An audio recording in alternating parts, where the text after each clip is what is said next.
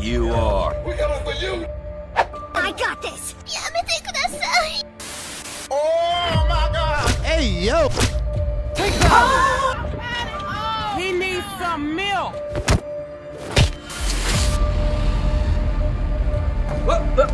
Here I come. Oh. Here I come. Oh.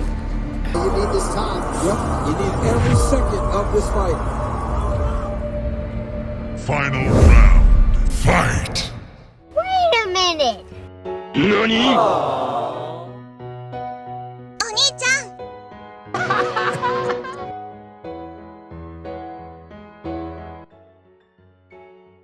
What is this, Dana? What is this? Two fighters hugging each other in the middle of the fight? Is that what UFC is supposed to be now? Love? Caring about each other? Not fighting for something anymore?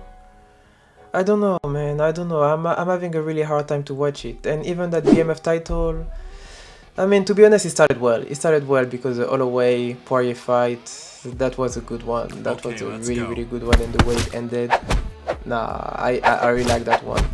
But then since, I don't know, that Holloway Oliveira fight was very not exciting to watch, you know. So I'm not really sure about that title. It feels like UFC is becoming a little bit like WWE, you know, with those UFC title, Intercontinental title, you know, those titles that don't really mean anything, but they're just here to create some fight for the people.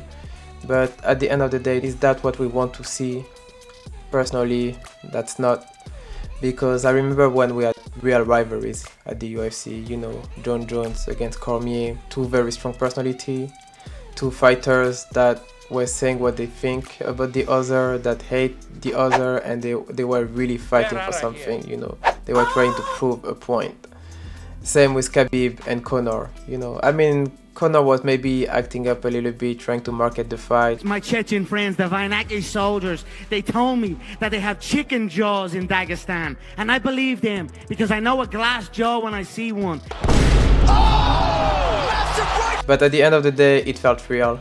And Khabib took it personally. So we had a real fight. That was exciting to watch. That's what made UFC what it is today. Brutality. But since it feels like a lot of them are just fighting to make money, it's just, you know, a job. And personally, when there's no passion, when there's no emotion in sport, and when it just feels like that's a 9-to-5 job, I'm not excited, you know. I don't necessarily want to watch it. But that's the thing, we still have some very good fighters. We still have some Islam Makhachev, but Islam is winning all his fights. He's never also being really challenged because, well, De La Maddalena is good, but is he a great fighter like Islam? I don't think so. And there's one that could cause a lot of trouble to Islam, Ilia Topuria. But for some reason, this fight is still not happening. I don't understand why. We could have this fight for the White House, but instead we have Topuria against Gaethje. And Topuria Gaethje is a fight that, well, is kind of one-sided. I would give maybe 20% to Gaethje, but I really don't see him beat Topuria. And then we also have Khamzat. I mean, Khamzat is also a very good fighter, but it's pretty hard to give him a good fight because of his style. He's a very good wrestler. And most of the fighters that he faces are training to wrestle. They are not training to beat him, but they are training to defend against him. And sometimes they do it pretty well, like we saw with Rikus, but we don't get something very exciting to watch. Maybe Nassourdine can do something against Khamzat. That's a fight that we deserve to see. But is it going to happen? I don't know. UFC, you know, they are trying to just market the fighters that they like. We have Paddy Pimblett, that is a superstar. Even though he's not a great fighter, he's ranked pretty high in the lightweight category, ahead of Benoît Saint-Denis, who I believe to be a better fighter than Paddy Pimblett. And same for Alex Pereira. Well, Alex Pereira is a great fighter, he's a champion as he should, but I don't think he's having very challenging fights. Well, Ankalaev was the most challenging. He lost the first time, he won the second time, but apparently Ankalaev was injured. Maybe we deserve a third fight between the two of them, but we are not having it. We are not having it, and instead we're gonna have Alex Pereira against Ciryl Gane, which is a very one-sided fight again for Ciryl Gane. I mean, Ciryl Gane is a category above, and Ciryl Gane for heavyweight is very mobile, so I really don't see Alex Pereira beat him. Also, I guess the whole situation that there is with Thomas Pinol, you know, Unfortunately, we cannot have this fight again because Thomas Pinol is really ducking it. The same way he was accusing Jon Jones to avoid him when, as soon as we saw him against Cyril Gane, I don't think he would have done very, very well against Jon Jones. But even to talk a little bit more about Jon Jones, because, well, I thought that it would be in that White House card against maybe, well, it would have been a dream to see him against Ngannou, even though I think Dana's ego would not have let it happen. But still, I think Jon Jones deserved to have a fight maybe against Alex Pereira instead of Cyril Gane, because, if you put Alex Pereira in a very unfavorable fight, you might as well put him against Jon Jones, But yeah, UFC is having a hard time treating their legend the way they should. We saw it with Demetrious Johnson as well when he left UFC. That fighter is maybe top 5 ever in UFC, and he left like a nobody. It's almost like if Paddy Pimblett is more marketed than Demetrious Johnson was back in the day. I'm not really happy with the direction UFC is taking these days, when, they had some George St. Pierre, some Chuck Liddell, some Rampage Jackson, some Anderson Silva, even Israel Adesanya, Kamaru Usman, to talk about more recent fighters. They had some legend, UFC had some very, very big name, but they never managed to treat the great fighter very, very well. I mean, Kamaru Usman and Israel Adesanya, they did what they had to do in UFC.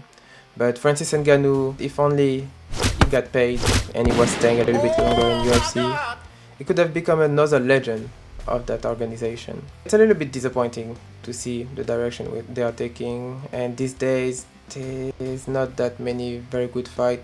The last fight that I got excited about was UFC 298 with Volkanovski against Ilia Topuria, and since I don't think we had some very, very competitive title fights, or at least they were all very, very predictable. So yeah, not very exciting to see UFC take that direction.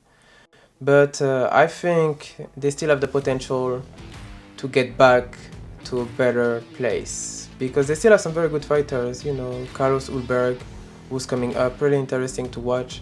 Then we also have Carlos Prates, who's been very, very exciting with his fight against Leon Edwards. Nassourdine Imavov, Benoît Saint-Denis as well. A fighter that is very underrated because, well, most people don't know, but he finished more fight than Alex Pereira. But again, that's another fighter that is not marketed the way he should. They only get a shot to the title whenever the organization wants them to get that shot, because the ranking don't make a lot of sense. You can be very good and still rank lower than some worse fighter. It's just about who they put you against, and if they want to put you against fighters that have a style that is not favoring you, they will do so and you will never get your opportunity. And at the UFC it feels like unless you're a champion or unless you have a title, you're not making that much money. I mean, we can see it with White House card, a lot of those fights don't make a lot of sense. I mean, we already talked about the Pereira Gane fight and the Topuria Gaethje fight, but then we have the Sean O'Malley fight, just a firework fight, Ayman Zahabi is not the one deserving that fight against Sean O'Malley. Maybe it should have been Nurmagomedov, but at least we might see a knockout. Same with Diego Lopez against Steve Garcia. It's not a fight. I mean, Diego Lopez lost his last 2 fights against Volkanovski, so I don't know what he's doing on the White House card, but at the end of the day, he's there and he's having an opportunity to show himself, and maybe after that he might get a 3rd fight against Volkanovski just to lose again. So UFC is just setting up the fighters they want. And then also Michael Chandler against Mauricio Ruffi. Like, come on guys, Michael Chandler, really? Is that who we're gonna watch again? Like, he's been losing his last 3 fights. He lost against Paddy Pimblett, Dustin Poirier. He lost against almost everybody. But he's still out there having some prime time fights. So, none of it makes a lot of sense. And I'm not very, very optimistic about the direction UFC is taking. I think they have the potential to turn it around, but it will take some better decision making.